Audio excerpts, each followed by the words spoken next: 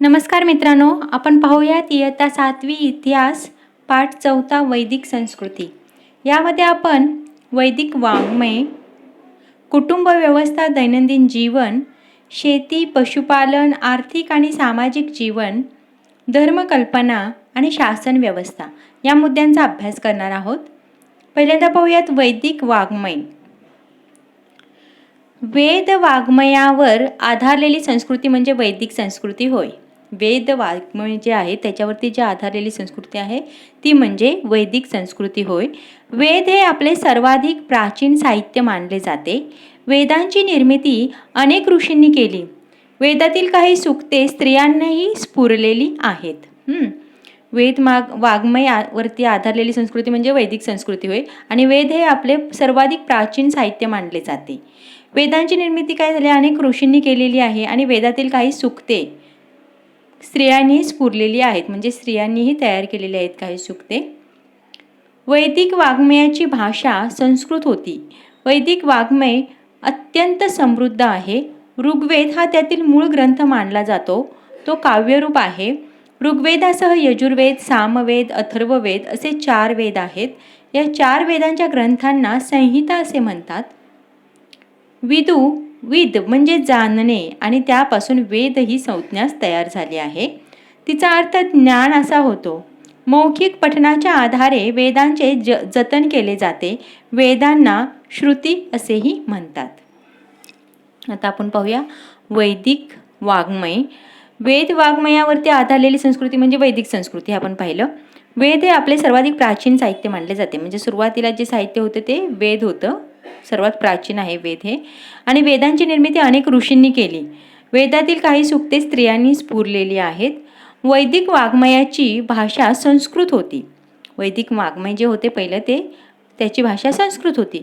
वैदिक वाङ्मय अत्यंत समृद्ध आहे. ऋग्वेद हा त्यातील मूळ ग्रंथ मानला जातो. ऋग्वेद हा सगळ्यात मूळ ग्रंथ आहे. तो काव्यरूप आहे. ऋग्वेदासह यजुर्वेद, सामवेद, अथर्ववेद असे 4 वेद आहेत. 4 वेद कुठले कुठले बघा, ऋग्वेद, यजुर्वेद, सामवेद आणि अथर्ववेद असे हे 4 वेद आहेत. या 4 वेदांच्या ग्रंथांना संहिता असे म्हणतात. ऋग्वेद, यजुर्वेद, सामवेद आणि अथर्ववेद हे 4 ग्रंथ मिळून संहिता तयार होते. वेद म्हणजे जाणणे. वेदचा अर्थ आहे जाणणे. त्यापासून वेद ही संज्ञा तयार झाली. वेद म्हणजे जाणणे आणि त्यापासून वेद ही संज्ञा तयार झाली. तिचा अर्थ आहे ज्ञान. मौखिक पठणाच्या आधारे वेदांचे जतन केले गेले. वेदांना श्रुती असेही म्हणतात. आता सुरुवातीला पाहूया आपण ऋग्वेद संहिता. ऋचांनी बनलेला वेद म्हणजे ऋग्वेद होय. ऋग्वेद म्हणजे काय, तर ऋचांनी बनलेला वेद. ऋचा म्हणजे स्तुती करण्यासाठी रचलेले पद्य. अनेक ऋचा एकत्र गुंफून एखाद्या देवतेची स्तुती करण्यासाठी तयार केलेल्या काव्याला सूक्त असे म्हणतात. ऋग्वेद संहितेत विविध देवतांची स्तुती करणारी सूक्ते आहेत.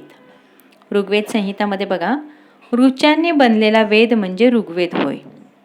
ऋचा म्हणजे स्तुती करण्यासाठी रचलेले पद्य. अनेक ऋचा एकत्र गुंफून एखाद्या देवतेची स्तुती करण्यासाठी तयार केलेल्या काव्याला सूक्त असे म्हणतात. ऋग्वेद संहितेत विविध देवतांची स्तुती करणारी सूक्ते आहेत. आता आपण पाहूयात यजुर्वेद संहिता. यजुर्वेद संहितेमध्ये यज्ञात म्हटले जाणारे मंत्र आहेत. यज्ञविधींमध्ये कोणत्या मंत्राचे पठण केव्हा आणि कसे करावे याचे मार्गदर्शन या संहितेत आहे. पद्यात असणारे मंत्र आणि गद्यात दिलेले त्या मंत्रांचे स्पष्टीकरण अशा या संहितेची रचना आहे. यजुर्वेदमध्ये बघा, यजुर्वेद संहितेमध्ये यज्ञात म्हटले जाणारे मंत्र आहेत. यज्ञात जे मंत्र म्हटले जातात ते यजुर्वेदमध्ये येतात. यज्ञविधींमध्ये कोणत्या मंत्राचे पठण केव्हा आणि कसे करावे याचे मार्गदर्शन या संहितेत आहे. पद्यात असणारे मंत्र आणि गद्यात दिलेले त्या मंत्राचे स्पष्टीकरण असे या संहितेची रचना आहे. असं येतं ते यजुर्वेद संहितेमध्ये येतं. आता माहीत आहे का तुम्हाला, मध्ये पहा, काही सूक्तांचा मराठी भाषेत अर्थ दिलेला आहे. हे देवा खूप पाऊस पाड, आमच्या शेतात भरघोस पीक येऊ दे, आमच्या मुलाबाळांना भरपूर दूध दुभते दे. हे एका सूक्ताचा अर्थ दिलेला आहे मराठी भाषेत. गायी आमच्या घरी येवोत, आमच्या गोठ्यात त्या आनंदाने राहोत, त्यांना पुष्कळ वासरे होत. हे दुसरं सूक्त आहे. लोक हो चला उठा, उशेच्या आगमनाबरोबर अंधार नाहीसा झाला आहे आणि प्रकाशाचे आगमन होत आहे. उशेने सर्व विश्वाला जागे केले आहे. आपण आपापले उद्योग करून धन मिळवूया. सामवेद संहिता पाहूया. काही यज्ञविधींच्या वेळी तालासुरात मंत्रगायन केले जाई. ते गायन कसे करावे याचे मार्गदर्शन सामवेद संहितेत केले आहे. भारतीय संगीताच्या निर्मितीमध्ये सामवेदाचा मोठा वाटा आहे. काही यज्ञविधी आहे त्याच्यावेळी काय होतं, तालासुरात मंत्रगायन केले जाते. मग ते गायन कसे करावे याचे मार्गदर्शन सामवेद संहितेत केले आहे आणि भारतीय संगीताच्या निर्मितीमध्ये सामवेदाचा मोठा वाटा आहे. अथर्ववेद संहिता. अथर्ववेदाच्या संहितेला अथर्व ऋषींचे नाव देण्यात आले आहे. अथर्ववेदाची जी संहिता आहे त्याला अथर्व ऋषींचे नाव देण्यात आले आहे. अथर्ववेदात दैनंदिन जीवनातील अनेक गोष्टींना महत्त्व दिलेले आढळते. आयुष्यात येणाऱ्या संकटावर, दुखण्यावर करायचे उपाय त्यांनी सांगितलेले आहेत. तसेच अनेक औषधी वनस्पतींची माहितीही त्यात दिलेली आहे. राजाने राज्य कसे करावे याचेही मार्गदर्शन त्यात केलेले आहे. संहिताच्या रचनेनंतर ब्राह्मण ग्रंथ, आरण्यके, उपनिषदे यांची रचना केली गेली आणि त्यांचाही समावेश वेद वाङ्मयात केला जातो. अथर्ववेद संहितामध्ये बघा, अथर्ववेदाच्या संहितेला अथर्व ऋषींचे नाव देण्यात आले आहे. अथर्ववेद संहिता म्हणजे अथर्व ऋषींचे नाव देण्यात आले आहे. अथर्ववेदात दैनंदिन जीवनातील अनेक गोष्टींना महत्त्व दिलेले आढळते. आयुष्यात येणाऱ्या संकटावर, दुखण्यावर करायचे उपाय त्यात सांगितलेले आहेत. तसेच अनेक औषधी वनस्पतींची माहिती त्यात दिलेली आहे. राजाने राज्य कसे करावे याचेही मार्गदर्शन त्यात केलेले आहे. संहितांच्या रचनेनंतर ब्राह्मण ग्रंथ, आरण्यके, उपनिषदे यांची रचना केली गेली. त्याचाही समावेश वेद वाङ्मयात केला जातो. ब्राह्मण ग्रंथमध्ये बघा, यज्ञविधींमध्ये वेदांचा वापर कसा करावा हे सांगणाऱ्या ग्रंथांना ब्राह्मण ग्रंथ असे म्हणतात. प्रत्येक वेदाचे स्वतंत्र ब्राह्मण ग्रंथ आहेत. यज्ञविधीमध्ये वेदांचा वापर कसा करायचा हे सांगणाऱ्या ग्रंथांना ब्राह्मण ग्रंथ असे म्हणतात आणि प्रत्येक वेदांचे स्वतंत्र ब्राह्मण ग्रंथ आहेत. आरण्यके. अरण्यात जाऊन एकाग्र चित्ताने केलेले चिंतन आरण्यक ग्रंथामध्ये मांडलेले आहे. यज्ञविधी पार पाडत असताना कोणत्याही प्रकारची चूक होऊ नये याची खबरदारी यात घेतलेली दिसते. उपनिषदे. उपनिषद म्हणजे गुरुजवळ बसून मिळवलेले ज्ञान. उपनिषद म्हणजे काय, तर गुरुजवळ बसून मिळवलेले ज्ञान. जन्म मृत्यू सारख्या घटनांबद्दल अनेक प्रश्न आपल्या मनात येत असतात. या प्रश्नांची उत्तरे सहज मिळत नाहीत. अशा गहन प्रश्नांवर उपनिषदामध्ये चर्चा केलेली आहे. 4 वेद, ब्राह्मण ग्रंथ, आरण्यके आणि उपनिषदे रचण्यास सुमारे 1500 वर्षांचा कालावधी लागला. या कालावधीत वेदकालीन संस्कृतीत अनेक बदल होत गेले. त्या बदलांचा आणि वेदकालीन लोकजीवनाचा अभ्यास करण्यासाठी वैदिक वाङ्मय हे महत्त्वाचे साधन आहे. आपण हे जे 4 वेद बघितले ते 4 वेद, ब्राह्मण ग्रंथ, आरण्यके, उपनिषदे रचण्यास सुमारे 1500 वर्षांचा कालावधी लागला आणि या कालावधीत वेदकालीन संस्कृतीत अनेक बदल होत गेले. त्या बदलांचा आणि वेदकालीन लोकजीवनाचा अभ्यास करण्यासाठी वैदिक वाङ्मय हे महत्त्वाचे साधन आहे. आता पाहूयात कुटुंब व्यवस्था, दैनंदिन जीवन. वेदकाळात एकत्र कुटुंब पद्धती होती. कुटुंबातील कर्ता पुरुष घराचा प्रमुख म्हणजे गृहपती असे. गृहपतीच्या परिवारात त्याचे वृद्ध माता पिता, त्याचे लहान भाऊ आणि त्या भावांचे परिवार, त्यांची पत्नी आणि मुले, त्यांच्या मुलांचे परिवार अशा सर्वांचा समावेश असे. ही कुटुंब व्यवस्था पुरुषप्रधान होती. सुरुवातीच्या काळात लोपामुद्रा, गार्गी, मैत्रेयी अशा काही विद्वान स्त्रियांचे उल्लेख वैदिक साहित्यात आढळतात. परंतु हळूहळू स्त्रियांवरील बंधने वाढत गेली. त्यांचे कुटुंबातील आणि समाजातील स्थान अधिकाधिक दुय्यम होत गेले. कुटुंब व्यवस्था आणि दैनंदिन जीवन आपण पाहूया. वेदकाळात कसं होतं, एकत्र कुटुंब पद्धती होती. कुटुंबातील कर्ता पुरुष, घराचा प्रमुख म्हणजे गृहपती असे. जो कर्ता पुरुष आहे तो गृहपती असे. गृहपतीच्या परिवार त्याचे वृद्ध माता पिता, त्याचे लहान भाऊ, त्या भावांचा परिवार, त्याची पत्नी आणि मुले, त्यांच्या मुलांचे परिवार अशा सर्वांचा समावेश असे. ही कुटुंब व्यवस्था पुरुषप्रधान होती. सुरुवातीच्या काळात लोपामुद्रा, गार्गी आणि मैत्रेयी अशा काही विद्वान स्त्रियांचेही उल्लेख वैदिक वाङ्मयात आढळतात. परंतु हळूहळू स्त्रियांवरील बंधने ती वाढत गेली. त्यांचे कुटुंबातील आणि समाजातील स्थान अधिकाधिक दुय्यम होत गेले. वेदकाळातील घरे मातीची किंवा कुडाची असत. गवत किंवा वेलींचे जाडसर तट्टे विणून त्यांच्यावर शेण माती लिंपून तयार केलेली भिंत म्हणजे कूड. या घरांच्या जमिनी शेणा मातीने सारवलेल्या असत. घरासाठी ग्रह आणि शाला हे शब्द वापरले जात. वेदकालीन लोकांच्या आहारामध्ये प्रामुख्याने गहू, सातू, तांदूळ या तृणधान्यांचा समावेश होतो. त्यापासून ते विविध पदार्थ बनवत असत. वैदिक वाङ्मयात या यव, गोधूम आणि व्रीही यांसारखे शब्द आढळतात. यव म्हणजे सातू म्हणजेच बार्ली, गोधूम म्हणजे गहू, व्रीही म्हणजे तांदूळ. दूध, दही, लोणी, तूप, मध हे पदार्थ त्यांच्या आवडीचे होते. उडीद, मसूर आणि तीळ तसेच मांस या पदार्थांचाही त्यांच्या जेवणात किंवा आहारात समावेश होता. वेदकाळातील घरे बघा आपल्याला इथे दाखवलेली आहेत. वेदकालीन लोक लोकरी आणि सुती वस्त्रे वापरत. वल्कले म्हणजे झाडांच्या सालीपासून तयार केलेली वस्त्रे ही वापरत. तसेच प्राण्यांच्या कातड्यांचा उपयोग करून वस्त्र म्हणून केला जाई. स्त्रिया आणि पुरुष फुलांच्या माळा, विविध प्रकारच्या मण्यांच्या माळा, सोन्यांचे दागिने वापरत असत. निष्क नावाचा गळ्यातील दागिना विशेष लोकप्रिय असावा. त्याचा उपयोग वस्तूंच्या खरेदी विक्रीसाठीही होय. गायन, वादन, नृत्य, सोंगट्यांचा खेळ, रथांच्या शर्यती आणि शिकार ही त्यांची मनोरंजनाची साधने होती. वीणा, शततंतू, झांजा, शंख ही त्यांची प्रमुख वाद्ये होती. डमरू आणि मृदुंग ही तालेवाद्येही ते वापरत असत. ही वेदकाळातील वाद्ये इथे दाखवलेली आहेत बघा. वेदकाळातील घरे आपण पाहिली. वेदकालीन लोक काय करायचे तर लोकरी आणि सुती वस्त्रे वापरत असत. वल्कले म्हणजे झाडाच्या सालीपासून तयार केलेली वस्त्रे ते वापरत असत. तसेच प्राण्यांच्या कातड्यांचाही उपयोग वस्त्र म्हणून केला जाई. स्त्रिया आणि पुरुष काय करत फुलांच्या माळा, विविध प्रकारच्या मण्यांच्या माळा, सोन्याचे दागिने वापरत असत. निष्क नावाचा गळ्यातील दागिना विशेष लोकप्रिय असावा कारण त्याचा उपयोग वस्तूंच्या खरेदी विक्रीसाठीही होय. मग गायन, वादन, नृत्य, सोंगट्यांचा खेळ, रथांच्या शर्यती आणि शिकार ही त्यांची मनोरंजनाची साधने होती. वीणा, शततंतू, झांजा आणि शंख ही त्यांची प्रमुख वाद्ये होती. डमरू आणि मृदुंग ही तालवाद्येही ते वापरत असत. वेदकाळातील वाद्ये इथे दाखवलेले आहेत. आता आपण पाहूयात शेती, पशुपालन, आर्थिक आणि सामाजिक जीवन. म्हणजे शेती, पशुपालन आणि आर्थिक सामाजिक जीवन त्यावेळी कसं होतं ते आता पाहूयात आपण. वैदिक काळात शेती हा प्रमुख व्यवसाय होता. अनेक बैल जुंपलेल्या नांगराने नांगरट केली जाई. नांगराला लोखंडाचा फाळ बसवत असत.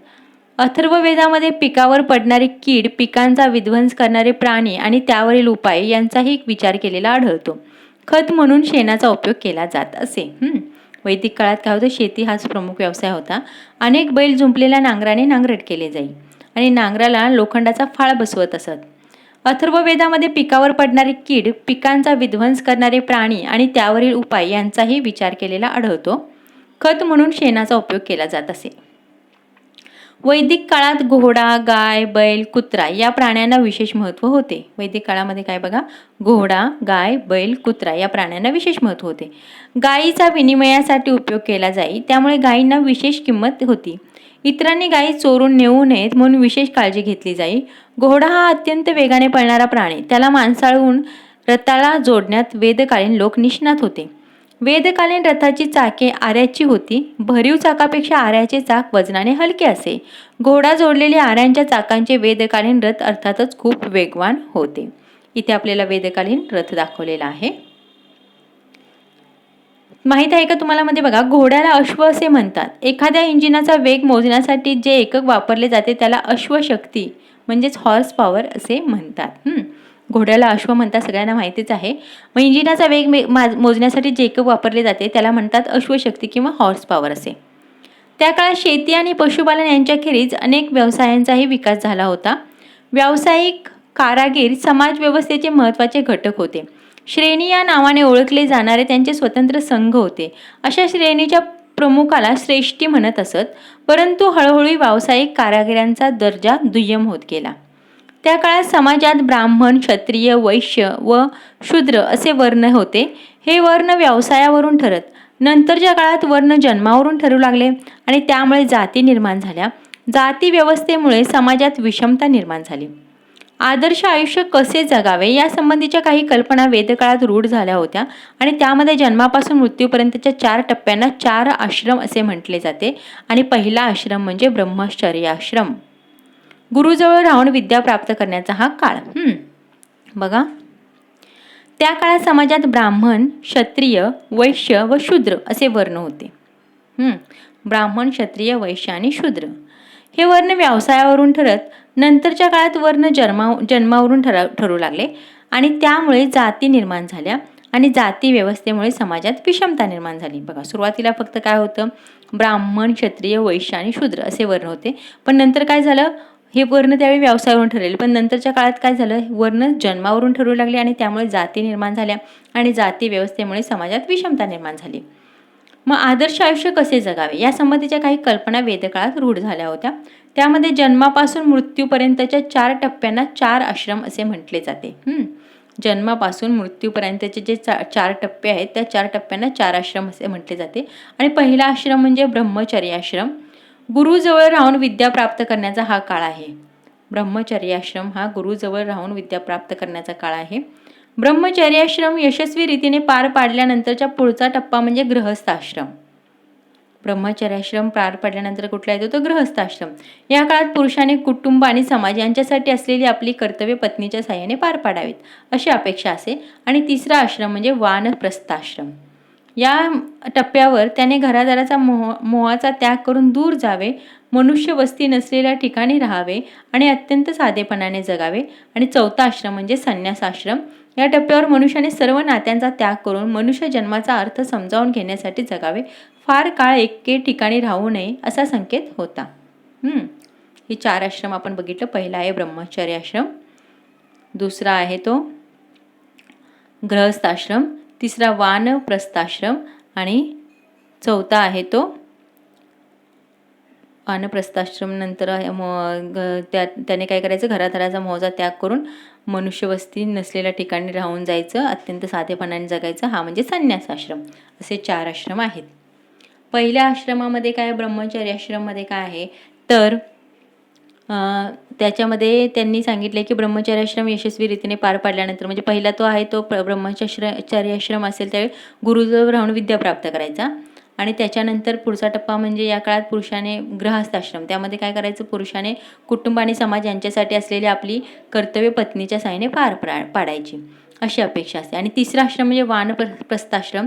याच्यामध्ये काय करायचं, घरादाराचा मोहाचा त्याग करून दूर जावे आणि मनुष्यवस्ती नसलेल्या ठिकाणी राहायचं, अत्यंत साधेपणाने जगायचं. आणि चौथा आश्रममध्ये संन्यासाश्रम. यामध्ये काय, या टप्प्यावर मनुष्याने सर्व ज्ञात्यांचा त्याग करून मनुष्य जन्माचा अर्थ समजून घेण्यासाठी फार काळ एके ठिकाणी राहू नये असा संकेत होता. आता धर्मकल्पना पाहूयात. वेदकालीन धर्मकल्पनांमध्ये निसर्गातील सूर्य, वारा, पाऊस, वीज, वादळे, नद्या यांसारख्या निसर्गातील शक्तींना देवतारूप दिलेले होते. वेदकालीन धर्मकल्पनामध्ये काय होतं, निसर्गातील सूर्य, वारा, पाऊस, वीज, वादळे, नद्या यांसारख्या निसर्गातील शक्तींना देवतारूप दिलेले होते. त्या जीवनदायी ठराव्यात म्हणून वेदामध्ये त्यांच्या प्रार्थना केलेल्या आहेत. त्यांना प्रसन्न ठेवण्यासाठी वेदकालीन लोक अग्नीमध्ये विविध पदार्थ अर्पण करत, त्यालाच हवी असे म्हणत. अशा तऱ्हेने अग्नीमध्ये हवी अर्पण करण्याचा विधी म्हणजे यज्ञ. सुरुवातीला यज्ञविधीचे स्वरूप साधे होते, पुढे त्याचे नियम अधिकाधिक कठीण होत गेले. ते कठीण यज्ञविधी पार पाडणाऱ्या पुरोहितांचे महत्त्व त्यामुळे वाढत गेले. वेदकालीन लोकांनी सृष्टीचे व्यवहार कसे चालतात याचाही विचार केला होता. उन्हाळ्यानंतर पावसाळा येतो, पावसाळ्यानंतर हिवाळा, आणि हे नियमित असणारे सृष्टीचक्र आहे. सृष्टीचक्र आणि त्याच्या गतीने फिरणारे जीवनचक्र याला वेदकालीन लोकांनी ऋतू असे नाव दिले. प्राणीमात्रांचे जीवन हाही सृष्टीचक्राचाच एक भाग आहे. सृष्टीचक्रात बिघाड झाल्यावर संकटे येतात, तसे होऊ नये म्हणून प्रत्येकाने काळजी घ्यायला हवी. कोणीही सृष्टीचे नियम मोडू नयेत असे वागणे म्हणजे धर्माप्रमाणे वागणे असे समजले जाई. धर्मकल्पनामध्ये बघा, वेदकालीन धर्मकल्पनामध्ये काय होतं, निसर्गातील आपले जे सूर्य आहेत, वारा, पाऊस, वीज, वादळे, नद्या यांसारख्या निसर्गातील शक्तींना देवता रूप दिलेले होते. त्या जीवनदायी ठरावेत म्हणून वेदामध्ये त्यांच्या प्रार्थना केलेल्या आहेत. त्यांना प्रसन्न ठेवण्यासाठी वेदकालीन लोक काय करायचे, अग्नीमध्ये विविध पदार्थ अर्पण करत त्याला हवी असे म्हणत. अशा तऱ्हेने अग्नीमध्ये हवी अर्पण करण्याच्या विधी म्हणजे यज्ञ. सुरुवातीला यज्ञविधींचे स्वरूप साधे होते, पुढे पुढे त्याचे नियम काय अधिकाधिक कठीण होत गेले आणि ते कठीण यज्ञविधी पार पाडणाऱ्या पुरोहितांचे महत्त्व यामुळे वाढले. वेदकालीन लोकांनी सृष्टीचे व्यवहार कसे चालतात याचाही विचार केला होता. उन्हाळ्यानंतर पावसाळा येतो, पावसाळ्यानंतर हिवाळा आणि हे नियमित असणारे सृष्टीचक्र आहे. सृष्टीचक्र आणि त्याच्या गतीने फिरणारे जीवनचक्र याला वेदकालीन लोकांनी ऋतू असे नाव दिले. प्राणीमात्रांचे जीवन हाही सृष्टीचक्राचाच एक भाग आहे. सृष्टीचक्रात बिघाड झाल्यावर संकट येतात आणि तसे होऊ नये म्हणून प्रत्येकाने काळजी घ्यायला हवी. कोणीही सृष्टीचे नियम मोडू नयेत असे वागणे म्हणजे धर्माप्रमाणे वागणे असे समजले जाईल. सृष्टीचक्रात बिघाड कशामुळे होऊ शकतात चर्चा करूयामध्ये बघा. आणि ते होऊ नयेत म्हणून तुम्ही कोणते प्रयत्न कराल? पाऊस कमी पडला तर पिण्याच्या पाण्याचे नियोजन कसे कराल? हे तुम्हाला विचारलेलं आहे इथं. आता पाहूयात शासन व्यवस्था. वेदकाळात प्रत्येक ग्रामवसाहतीचा एक प्रमुख असे, त्याला ग्रामणी असे म्हणत. वेदकाळात काय होतं? प्रत्येक ग्रामवसाहतीचा एक प्रमुख असे, त्याला ग्रामणी असे म्हणत. अनेक ग्रामवसाहतींचा समूह म्हणजे विश, त्याच्या प्रमुखाला विषपती असे म्हणत. अनेक विष मिळून जन तयार होत असे आणि पुढे जन जेव्हा एखाद्या विशिष्ट प्रदेशात स्थिरावले तेव्हा त्या प्रदेशाला जनपद म्हटले गेले आणि जनच्या प्रमुखाला नृप किंवा राजा म्हटले जाई. प्रजेचे रक्षण करणे, कर गोळा करणे आणि उत्तम राज्यकारभार करणे ही राजाची कर्तव्य होती. राज्यकारभार उत्तम रीतीने चालवण्यास सहाय्य करण्यासाठी राजाने अधिकारी नेमलेले होते असत. पुरोहित आणि सेनापती हे विशेष महत्त्वाचे अधिकारी होते.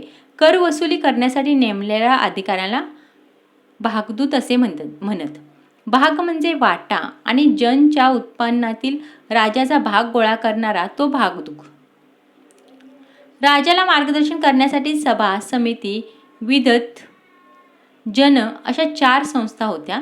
त्यामध्ये राज्यातील लोक सहभागी होत. सभा आणि विधत या संस्थांच्या कामकाजात स्त्रियांचाही सहभाग असे. राज्यातील ज्येष्ठ व्यक्तींच्या मंडळास सभा म्हणत, तर लोकांच्या सर्वसाधारण बैठकीत समिती असे म्हणत. समितीमध्ये लोकांचा सहभाग असे. आपण पाहूया शासन व्यवस्था. वेदकाळात काय झालेलं? प्रत्येक ग्रामवसाहतीचा एक प्रमुख असे. जी ग्रामवसाहत असेल त्याचा एक प्रमुख असेल, त्याला म्हणायचं ग्रामणी. आणि अनेक ग्रामवसाहतींचा समूह असे, त्याला म्हणायचं विश आणि त्यांच्या प्रमुखाला म्हणायचं विषपती. बघा, ग्रामवसाहतीचा एक प्रमुख असेल त्याला ग्रामणी असे म्हणायचे आणि अनेक ग्रामवसाहत्या मिळून जो एक समूह असेल त्याला म्हणायचं विश आणि त्यांच्या प्रमुखाला विषपती असे म्हणायचं. अनेक विष मिळून जन तयार होत असे. पुढे जन जेव्हा एखाद्या विशिष्ट प्रदेशात स्थिरावले तेव्हा त्या प्रदेशाला जनपद असे म्हटले गेले. जनच्या प्रमुखाला नृप किंवा राजा म्हटले जाई. प्रजेचे रक्षण करणे, कर गोळा करणे आणि उत्तम राजकारभार करणे ही राजाची कर्तव्य होती. राज्यकारभार उत्तम रीतीने चालवण्यास सहाय्य करण्यासाठी राजाने अधिकारी नेमलेले आहेत. पुरोहित आणि सेनापती हे विशेष महत्त्वाचे अधिकारी होते आणि कर वसुली करण्यासाठी नेमलेल्या अधिकाऱ्याला भागदूत असे म्हणतात. भाग म्हणजे वाटा. भागदूतचा अर्थ बघा. भाग म्हणजे वाटा आणि जनच्या उत्पन्नातील राजाचा भाग गोळा करणारा तो भागदूत. राजाला मार्गदर्शन करण्यासाठी सभा, समिती, विधत आणि जन अशी 4 संस्था होत्या. कुठल्या? सभा, समिती, विधत आणि जन. त्यामध्ये राज्यातील लोक सहभागी होत. सभा आणि विधत या संस्थांच्या कामकाजात स्त्रियांचाही सहभाग असे. राज्यातील ज्येष्ठ व्यक्तींच्या मंडळास सभा असे म्हणत, तर लोकांच्या सर्वसाधारण बैठकीत समिती असे म्हणत. समितीमध्ये लोकांचा सहभाग असे.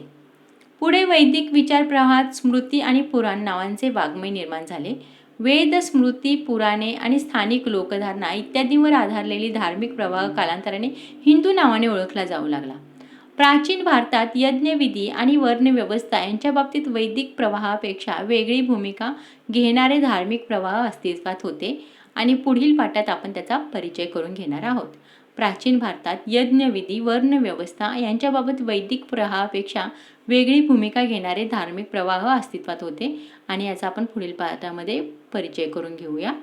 तर आता हा आपला जो वैदिक संस्कृती जो पाठ होता तो संपलेला आहे. धन्यवाद मित्रांनो. पुन्हा भेटूयात नवीन